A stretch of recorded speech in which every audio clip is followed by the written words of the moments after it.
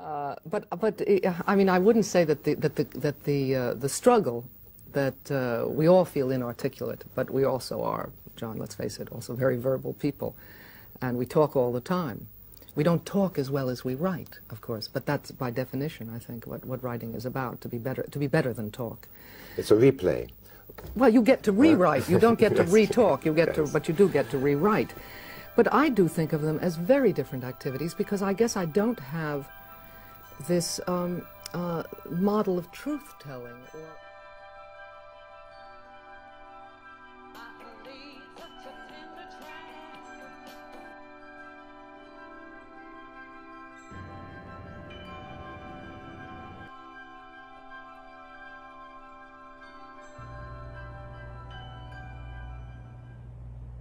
Yo, how we doing? I just finished getting a haircut and now meeting your favorite reoccurring character, Haji.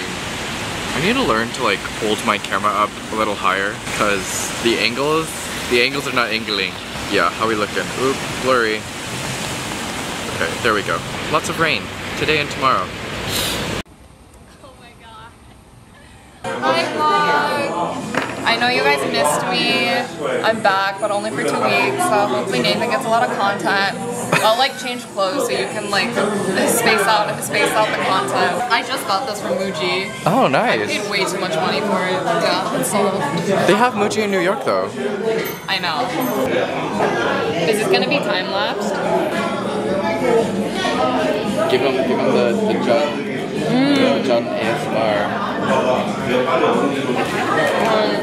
Smash that like button. Yeah.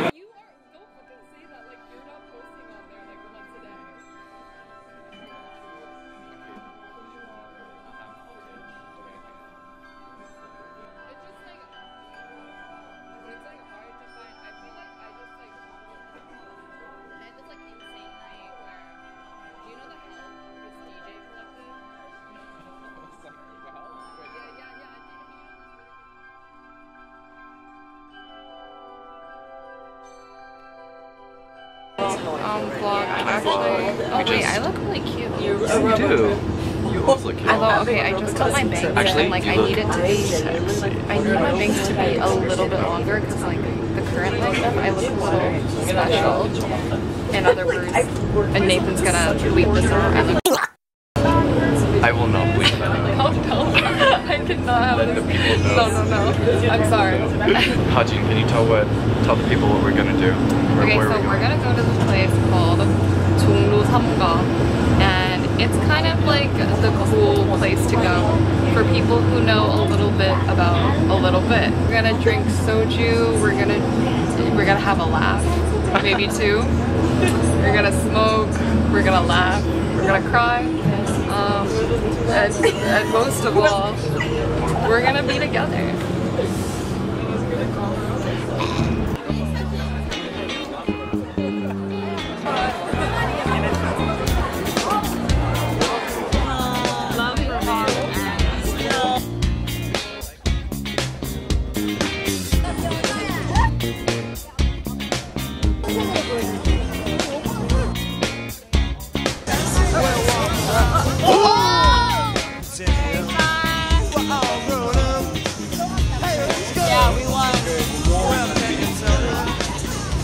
How does the story begin for you? Well, let me just go back one step further. I mean, I think that when I write an essay, I am certainly, the motive for an essay is certainly something that I perceive or think about, or it's a set of problems which generates another set of problems and another and another and another, and then I find a pretext to talk about these problems in a particular work of art or situation or idea or whatever.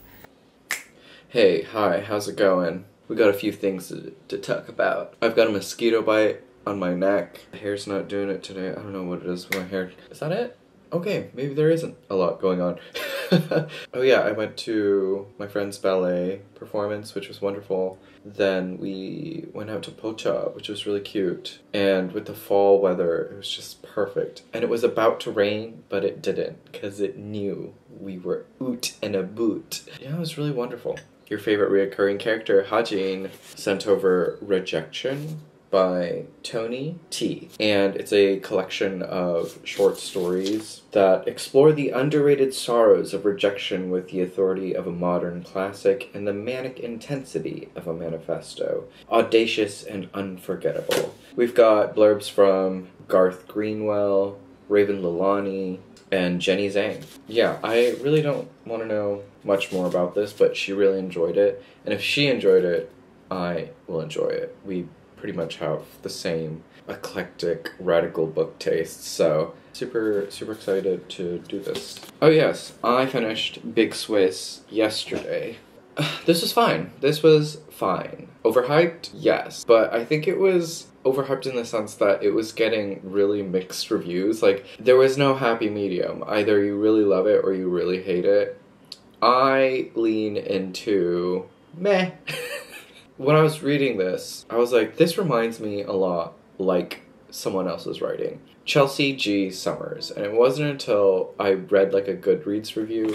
Let me see if I can pull it up. Because it pretty much sums up how I feel about the book, how lukewarm I am about it. Oh, please. Where's that 1-star review? Oh, here it is. It's from Nicole. I will save this review and link it downstairs so y'all know. I love to give credit what credit is due. If your B+ 9th grade creative writing assignment you were really proud of got leaked to a bunch of interns who were told they needed to find at least one sapphic manuscript at the end of the year, and all other standards could be eliminated, praying that 2023 brings a year where Chelsea G. Summers and Jen Beagin get together and have $26 eggs Florentine at a place closed on Tuesday somewhere between Chelsea and Hudson, and take out all their sadistic joke-telling desires on each other so I never have to read something this unbearably atrocious again. Good luck, Jodie Comer. So, Chelsea G. Summers, Jen Beagin, they work in the same frame where I feel like they work in the wrong medium. Their work should not be in the novel format. There's nothing there. I think because with the humor, I don't know what it is. The punchlines aren't there. Though I, laughed at a few of the lines, there were ones where I was just like, this doesn't sit well because I don't think it's there. It's more of the performer's job to deliver the line more than anything else. Like, flat on the page, it just doesn't work. It requires that oomph, and that oomph comes from an actor. And for Greta, I think a good Greta would probably be someone really odd, but someone we can feel empathy for. That would probably be someone like Aubrey Plaza, I feel like would be really good for Greta. Jodie Comer for Flavia. I can see that.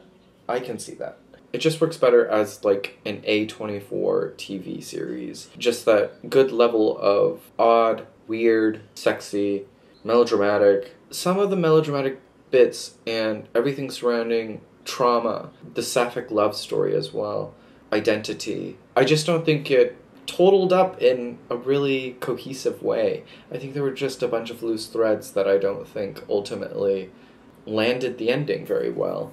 I would forgive all of that in a TV show. This is the kind of TV show that I would half watch, half enjoy. Watch while I'm doing the dishes. Next up, we got Susan Sontag on Women.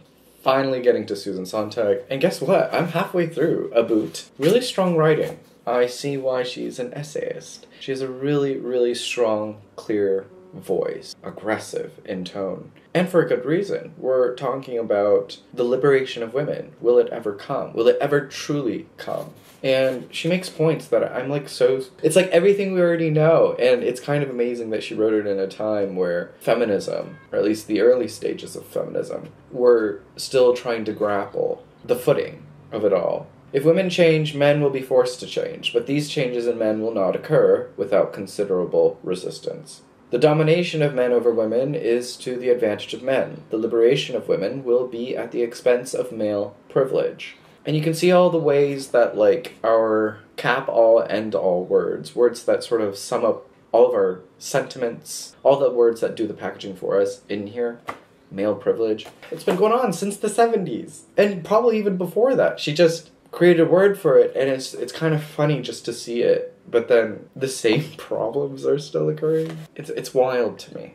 Men just suck. Men just really suck, y'all. The introduction was also wonderfully done, saying that I think Sontag was apprehensive to the first formations of feminism at first. But then you really do see that or in the introduction, she made an interesting point where it wasn't until Sontag was faced with the inklings of death through her diagnosis in 75 that she really did look at the body, her own body, through that, through the touchings of death.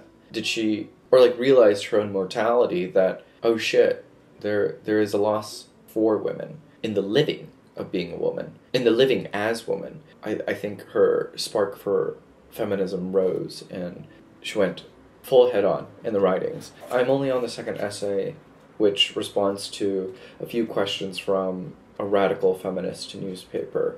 I'm highlighting a lot. It's very clear. I love sort of the clarity that she writes in. It doesn't feel too much for me. It doesn't feel too academic, which is like my biggest fear was that she wrote in too much of an academic tone, but I think it's fine for me. I enjoy it a lot. Yeah, I feel like if I bring this to work, I might finish it. And I don't want to bring that out because I'm going out with the girls tonight, so I want to bring this along because we love women.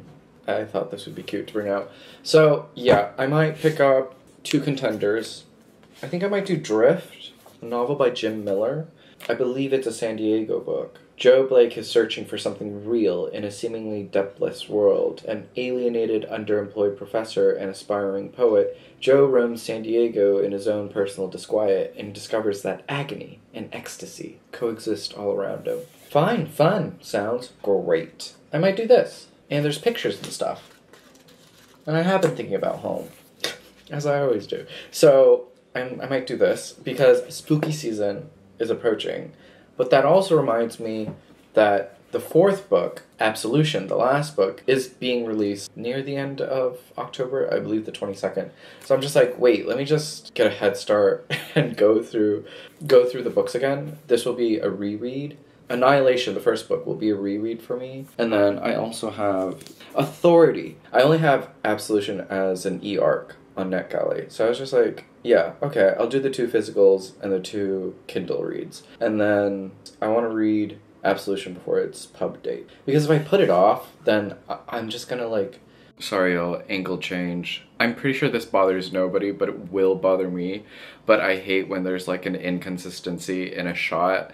My camera was telling me there was like a recording error, so I was just like, I have to stop. And I had to pick up my camera. I was just like, wait, I don't have like my T-marks or my tape to put my camera in its proper position. And anyway, consistency. So I have you here. You're propped on books.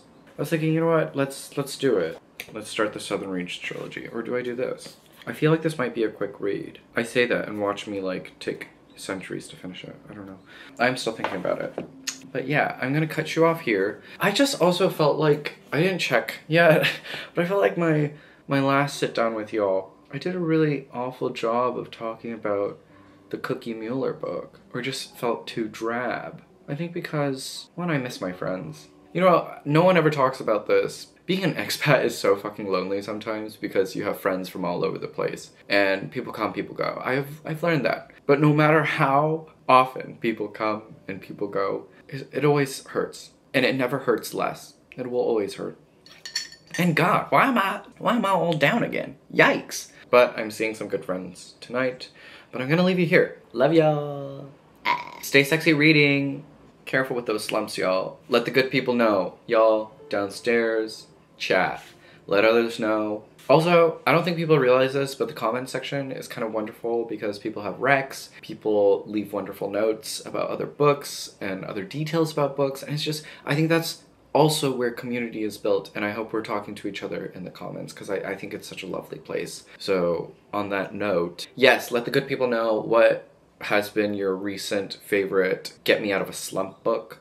My rec is my recent reading of Cheap Therapist Says You're Insane by Parker Young. I read that last month and it was wonderful. But then my go-to answer is always The Pisces by Melissa Broder. Okay, that book is like insanely sex-driven, but Big Swiss is too. But I feel like Broder's writing on sex just works better in the literary form than, say, Jen Beagin. I wanted to make that distinction because I don't think they should be grouped together. They're different playing fields, I feel. But the thing is, you can adapt the Pisces. That is adaptable. But there is just a stronger sapphic yearning in its literary format that is a lot stronger than Jen Beagin's book. We'll say that. I feel like I'm coming to a slump. My reading, I feel like, has slowed down. I don't know. Anyway, leave y'all here or I'll just keep talking. This will become a yap session. That's not what we want. All right. Love y'all. Be well. Do good work. Keep in touch. But when I'm writing an essay, I am asking myself all the time, is it true what I'm saying? I mean, is it really like that? And that is the same question as, can I say it better? But the question of how I can say it better, in a more complex or subtle or eloquent way, that question is identical with, or goes side by side with the question of whether what I'm saying is actually true, whether it makes sense, yep, whether yes. Whether it is, even in some cases, whether it's helpful to people.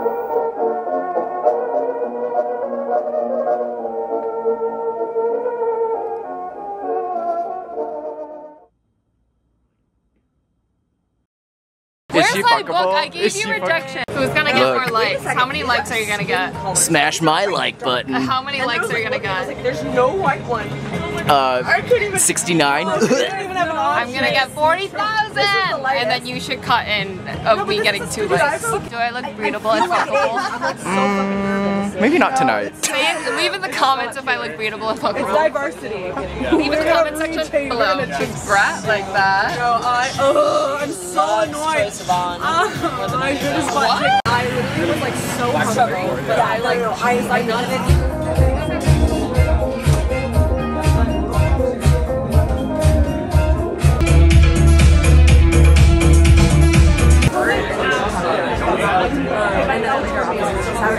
Wait, is it the guy you kept ghosting? Oh my god, so that's, I told you, you just need to meet him. No, I did, and he's insufferable. But above all, the question of truth. I mean, to write an essay is to feel immediately responsible to something. I tell you everything I know, and it's everything I know. I tell you everything I know, and it's everything I know. What lovely way with words, not the way you see the world. The way you see the world.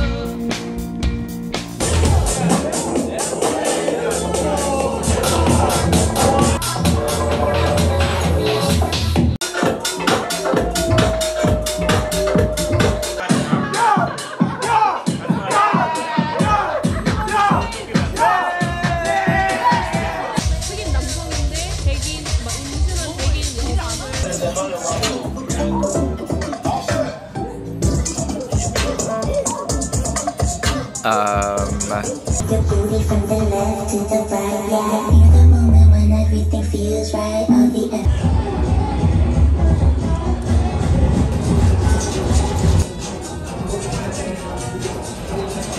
the voice says, I went to see the beautiful things, and you know? And then another voice says, what? And then the first voice says, they're still there. And then the other voice says, ah, but they won't be there for long. And I said to myself, who are these people?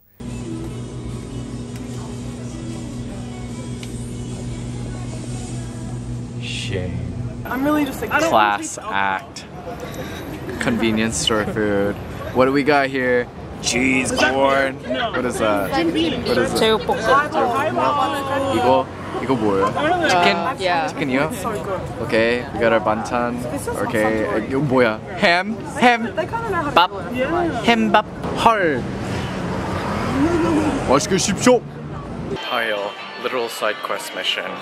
Seeing a friend at a wine bar because he's doing a DJ set. So we're gonna do that real quick, have one glass of wine, and then go back to the function. Let's do this. The last line was, Sisyphus, I, nothing but nothing can tear me away from this rock. And I thought, now who is this grim stoical person? Yeah.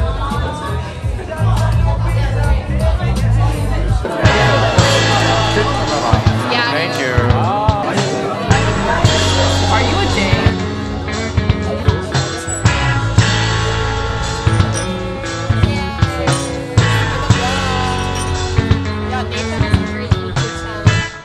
Flowers hidden for an open dream.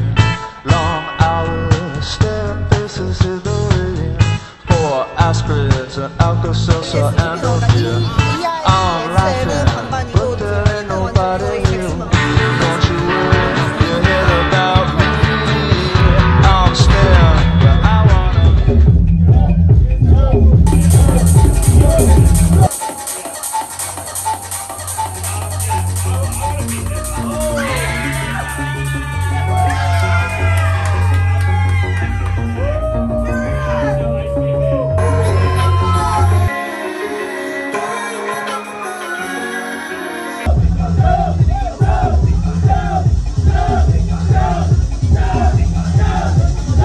do you constitute yourself as a reporter of your experience? I don't feel that I'm No. reporting on my experience at all. No, I believe absolutely in experience being shareable. I believe that the imagination is precisely that.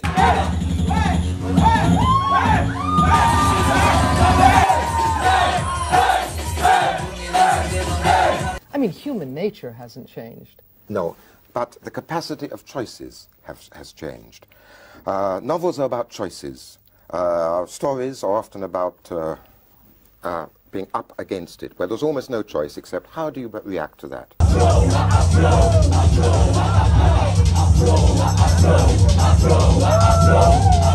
I think we are precisely suffering from a kind of crisis of imagination or crisis of nerve, but I don't think it's because we're more unfree now than we were, or we don't make choices about our lives.